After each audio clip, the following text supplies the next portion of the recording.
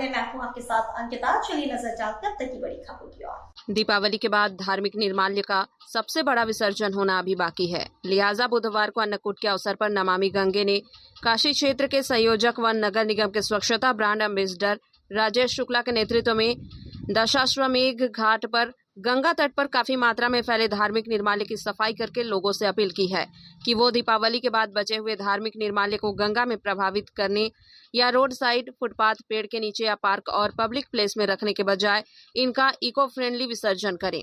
गंगा और उसकी सहायक नदियों के संरक्षण के लिए आगाह करते हुए गंगा सेवक राजेश शुक्ला ने कहा कि दीपावली पर लगभग हर घर में श्री गणेश और लक्ष्मी जी की नई मूर्ति की पूजा होती है, लेकिन पुरानी मूर्ति का क्या होगा? ज्यादातर लोग मूर्तियों को गंगा में प्रवाहित कर देते हैं और कुछ लोग पेड़ के नीचे रख देते हैं। हमारा लोगों से विनम्र निवेदन है कि इन मूर्तियों की एक टब पानी में थोड़ा गंगा जल डालकर मूर्ति को उसमें रख दें। 1-2 दिन में मूर्ति स्वतः उसमें घुल जाएगी। मूर्ति घुल जाने के बाद किसी गमले या पेड़ की जड़ में डाल सकते हैं।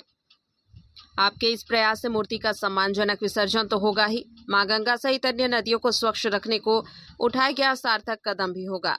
आयोजन में प्रमुख रूप से नमामि गंगे काशी क्षेत्र के संयोजक व नगर निगम के स्वच्छता ब्रांड एम्बेसडर राजेश शुक्ला, आयुष श्रीवास्तव, विजय अवस्थी, सुमित शुक्ला, गगन शुक्ला, आशीष रावत, प्रियांशु शुक्ला आदि उपस्थित रहे।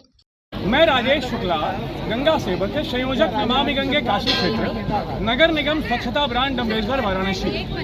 आज अन्नकूट का पर्व है और अभी तो दीपावली के बाद का सभी निर्माल्यों का विसर्जन बाकी है। जो हमारे धार्मिक निर्माल्य हैं उनको हम गंगा तट या फिर गंगा के किनारे छोड़कर चले जाते हैं, जो कि प्रदूषण फैलाते हैं।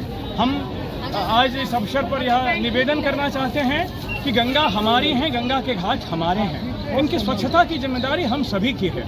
यह जो धार्मिक निर्माल्य दीपावली के बाद निकलेंगे, जिसमें कि कई प्रकार की मूर्तियां भी होंगी, जो कि आप यदि गंगा में विसर्जित करेंगे, वह कई प्रकार के मेटल से भी बनी होंगी और कई प्रकार के रंग रोगन से भी बनी होंगी।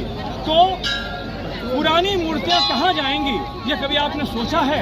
यदि आप गंगा जी में डालेंगे तो गंगा में प्रदूषण बढ़ेगा। आइए हम आपसे निवेदन करते हैं कि उन मूर्तियों का, वो जो धार्मिक निर्माल्य है, उनका इको फ्रेंडली विसर्जन करें।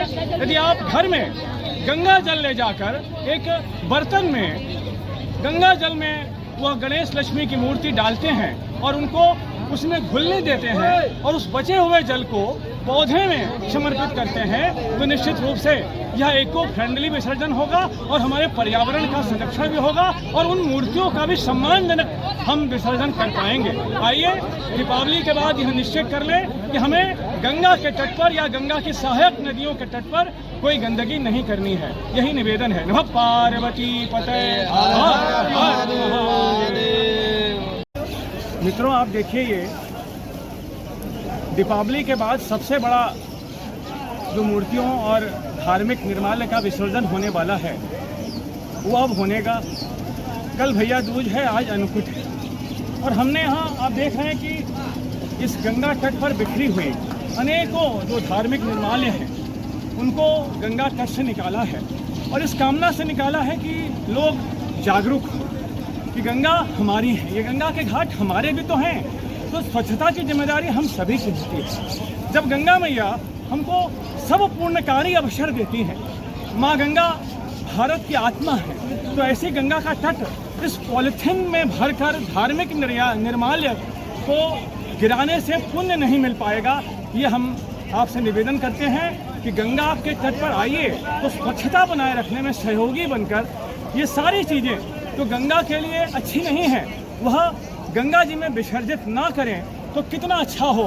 यदि नागरिकगण समझ लें कि कोई भी धार्मिक निर्माल्य पॉलिथीन में भरकर या कपड़े, चुनरी या कई प्रकार की सामग्रियां गंगा जी को जो प्रदूषित कर रही हैं, उनको गंगा में न डालें, तो कितना हमारी गंगा के लिए श्रेयस्कर होगा। आइए हम संकल्प लें कि अपनी गंगा मैया के तट पर कोई गंदगी नहीं करेंगे। जय गंगा मैया।